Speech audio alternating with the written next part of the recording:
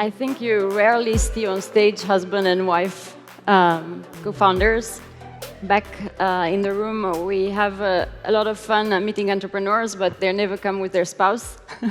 I feel super privileged to meet so many amazing entrepreneurs these past couple of hours. It's been very, very inspiring, even for someone at our stage.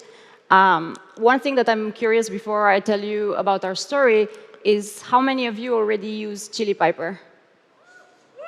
Wow! Amazing, amazing. Those of you who have not raised their hands, our sales team is right there.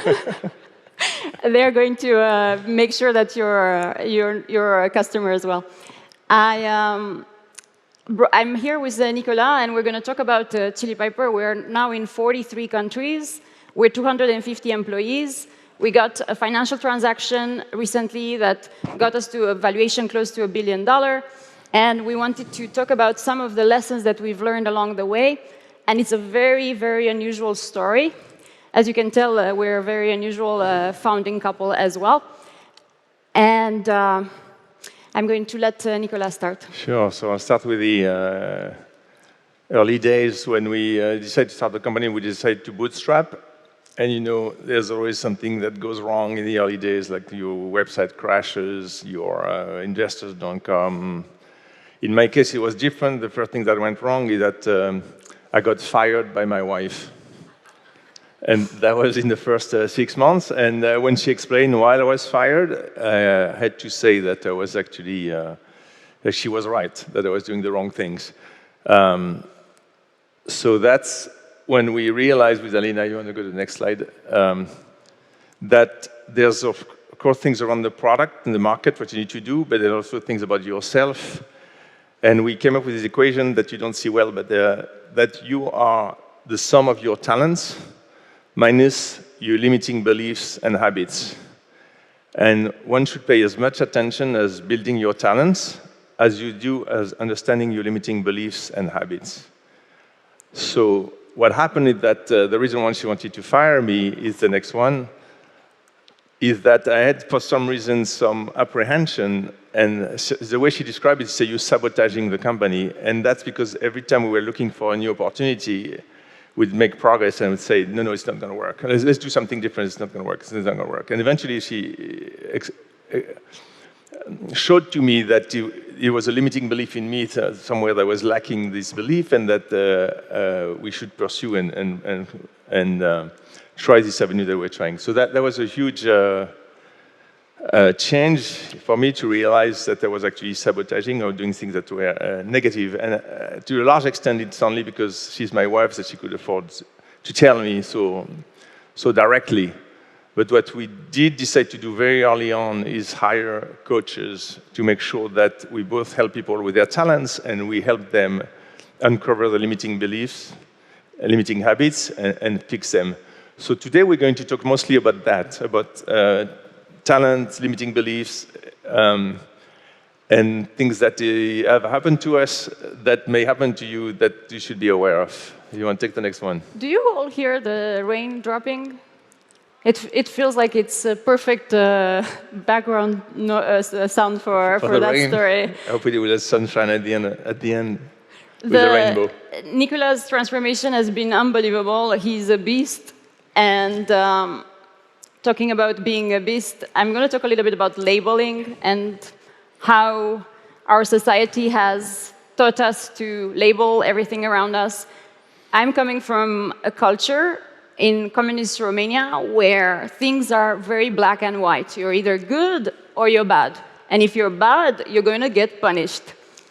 I was suffering from that in school because I had to work a lot harder than my peers to make sure that I can afford my books and I can afford my food in front of me. I started working around when I was 9 years old.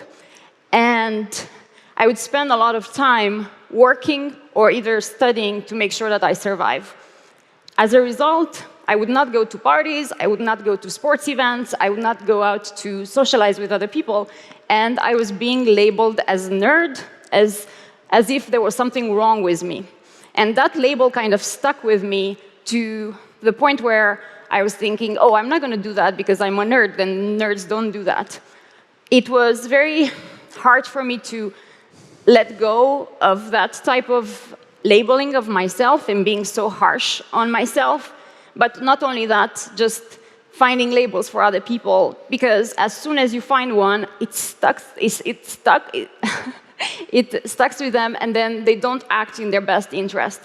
I've learned to view the world a bit differently. I view the world in what do I need in that moment in time, what do people around me need, and see how I can make the world a lot better for myself and a lot better for those around me. Okay, the next one is for probably a subset of the audience. Is anybody here diagnosed with ADHD? Raise your hands. All right, it's a small subset, but it's a subset. So I've lived all my life with it, and I didn't know I had ADHD until just 3 years ago when I was having dinner with a friend, and his son is dyslexic, so he's in a special school, and he said, today I had an exam, and half of us were like that, and the other half were like that. And I said, what other half is like that? He said, well, the ADHD people, it's a known thing, they shake their legs. And I said, wow, Alina last night was saying, please stop shaking your legs. He said, well, you have ADHD. It's a known fact, that's what it is. So I went to a book, I found a book where you can answer questions to see if you have ADHD. 60 questions, I nailed them all. I was a top guy, 60 out of 60. And then I realized that all my life I'd been labeled lazy or all sorts of names because people don't understand that you come back, you've done the work. But for those who have ADHD, you know very well that you mean to do the work. It's just something in you preventing you. So the great thing that happened is that I started, because I was aware of it, I started taking actions. So for example, I found that fasting during the day, so not eating until afternoon, helps me focus. I take a cold shower every morning. It sounds crazy. Soon we're going to Morocco. I'll have a chance to get a freezing shower. That made me realize that we have to think of ourselves when we're doing the work as brain athletes, and you have to make sure that you optimize your brain. In my case, it's about managing my ADHD, and I'm sure in other cases you have other things that maybe your focus is good in the morning, not in the afternoon, and so on. So that was a big change in our productivity.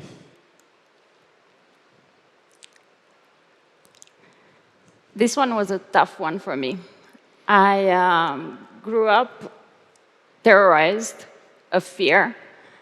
I had a neighbor that would drop by our house at dinner sometimes, and he would have one too many drinks, and he would tell us stories from his work day.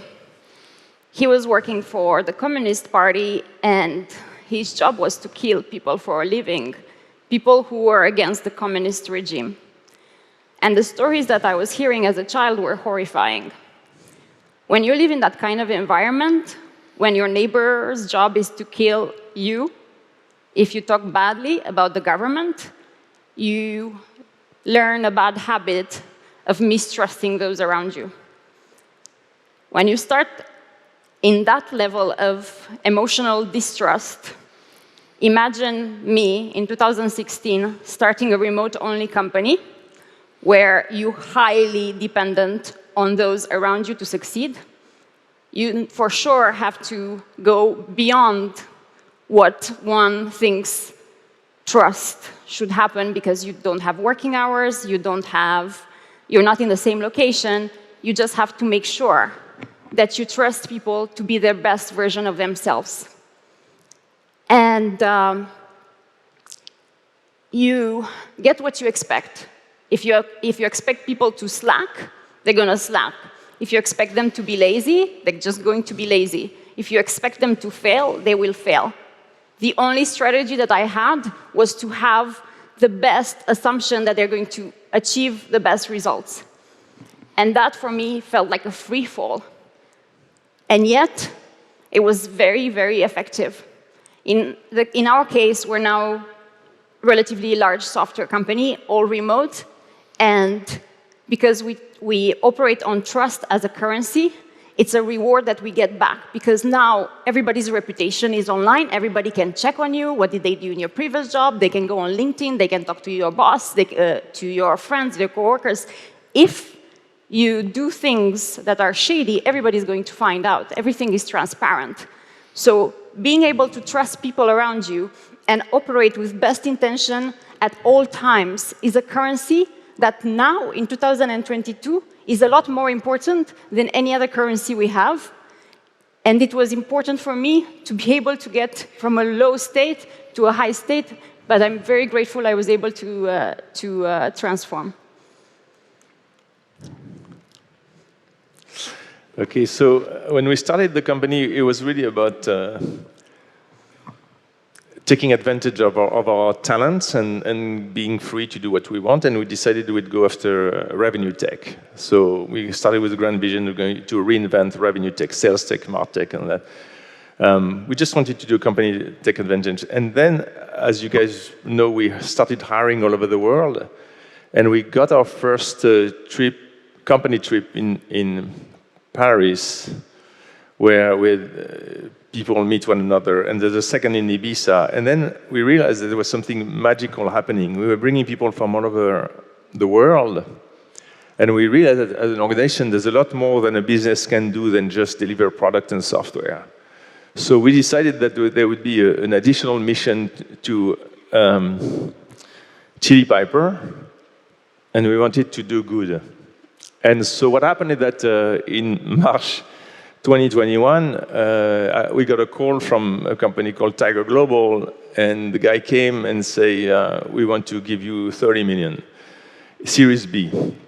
What valuation would you do it? And I said a number. I didn't say a number. I thought a number. And the guy said, what about twice that number? So we took that money, and it really felt like it was money falling from the sky, you know.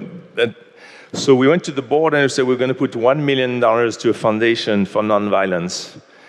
And the board was a bit reluctant at the beginning, but they said, okay, let's do it. And so ever since, and we didn't know what we were going to do with that money, but we knew that there was more to a company than just building products and bringing revenues, that the company should do good, and we made it our mission to help the world being less violent. If you want to talk about the next one. It was 2021 when we started the foundation, and the goal had been at that time, and it is now, is to end violence. With my background, you can imagine why I'm someone who wants peace. And when the war started, our foundation was already in place, as if waiting for it to be activated. We deployed as much cash as we possibly could really fast at the borders of Ukraine as the conflict was happening. We helped as many refugees as we could possibly help. We deployed, I think, about $600,000 and helped hundreds of thousands of refugees. And to me, that feels like nothing. I feel like there's just so much more that I have to do. There's so much more left that I have to fight for. And the most important thing is that as a business, you can.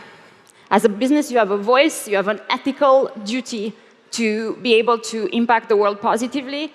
And right now, I feel like we're doing just a sliver of what we can do to end the war, to end so many other areas on the planet right now that could be thriving if they didn't have to fight for survival. Okay, we have 4 minutes left for questions. I think these are questions. Remember, you can remember that. Any question? You have a mic? And before we get to questions, there's a QR code. Let me check. Okay. If you want to follow some of our adventures, I'm on LinkedIn, he's on LinkedIn, I'm on TikTok, I'm on Instagram, but you'll only find the LinkedIn here. And there's also a link to the things that we're doing publicly, that everything that we build in the company, we put it out in the public, all our experiments, And we hope that some That's right. learn from them. We kind of open source our best practices and things that have worked for us. So it's called Chili Experiments. We only show the successful experiments. You should check it out. And we'll start publishing the unsuccessful experiments as well, and hope to get crowd-source questions wisdom. on any of that? Raise your hands. Any questions? This is your chance. On us or Johnny, anything? Come on, guys. That burger can wait a few minutes. Here we go. I'll hold it for you. Can you introduce yourself and your question? I'm Jen. Nicolas Alina, I am wondering how hard it was to get your board to say yes. You said it very quickly. You asked for $1 million, and they were like, okay. What was that conversation actually like? I think the board was also in shock that we had got so much money so quickly as a good valuation.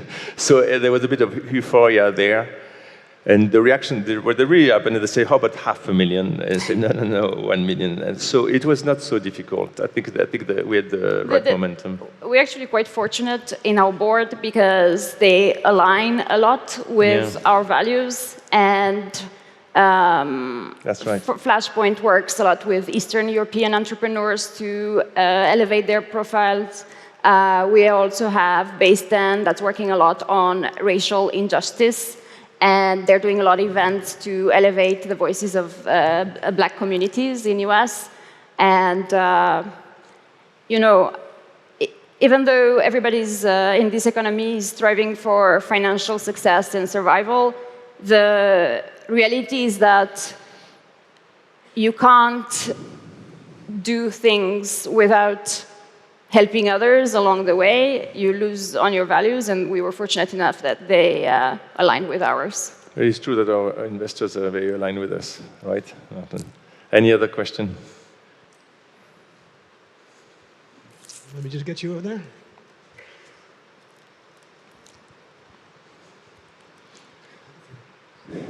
Hey team, Matt from the Happiness Index. So I have to ask a happiness-related question.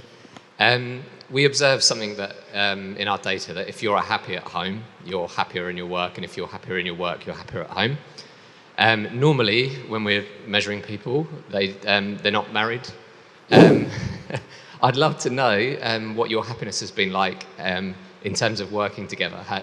Have you observed how it impacts your happiness as working at home together and at work? The work-home happy situation, it's very dear to me. I find it very sad that people spend so much time at work, basically as much as they do at home, without finding joy in what they do. So I pay a lot of attention when we're hiring and throughout the journey at Chili Piper to make sure that things that are motivating for you in life in general align with what your job description says. Because when there's tension and you're in the wrong position or you're in the wrong company working on things that you don't enjoy, it's just very sad. Our life is very short. We should make sure that we spend it, even at work, on things that help us be the best version of ourselves. And to me, Chili Piper has been an unbelievable journey in that regard, because I find a lot of joy in being able to affect others and having Nicolas by my side to prompt me when I might not be in service of that mission has been critical. And I don't think that I would have been able to have somebody by my side to point out my limiting beliefs if they weren't family. Yeah, same here. You see, I mentioned that these things that happened to me that I discovered about myself, I think it couldn't have happened. It would have been harder if it hadn't been from working with my wife. And we're both curious. We always debate a million things, trying to understand how things are a certain way. Like we drive on the side of the road, we wonder why houses are being built the way they're being built. And so it's great that we also share that at work. And I think any other question? There's room for one more question, Nicolas? Say it again. I think there's room for one more question. Room for one more question, yeah.